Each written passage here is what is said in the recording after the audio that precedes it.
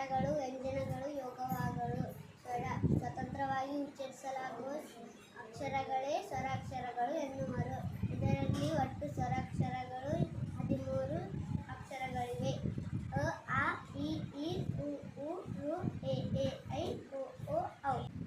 ವ್ಯಂಜನಗಳು ಸ್ವರ ಸಹಾಯದಿಂದ ಉಚ್ಚರಿಸಲಾಗುವ ಅಕ್ಷರಗಳೇ ವ್ಯಂಜನಗಳು. ಇದರಲ್ಲಿ 34 ಅಕ್ಷರಗಳಿವೆ. ಕ, ಖ, ಗ, ಘ, ನ, ಚ, ಛ, ಛ, ಛ, ನ, ಟ, ಠ, ಡ, ಢ, ನ, ತ, ಥ, ದ, ಧ, ನ, ಪ, ಪ, ಬ, ಭ, ಮ, ಯ, ರ, ಲ, ವ, ಶ, ಸ, ಹ, ಳ.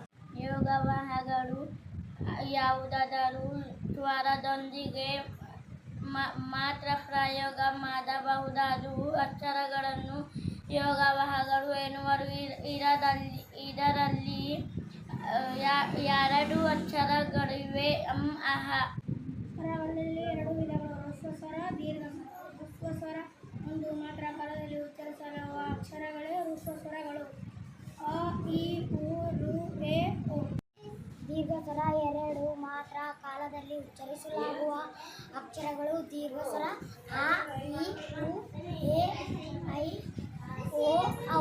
ವ್ಯಂಜನಗಳಲ್ಲಿ 2 ವಿಧಗಳಿವೆ: ವರ್ಗ ವ್ಯಂಜನ, ಅವರ್ಗ ವ್ಯಂಜನ. ವರ್ಗ ವ್ಯಂಜನ ಒಂದು ವರ್ಗ ಅಥವಾ ಗುಂಪಿಗೆ ಸೇರಿಸಬಹುದಾದ ಅಕ್ಷರಗಳೇ ವರ್ಗ ವ್ಯಂಜನ.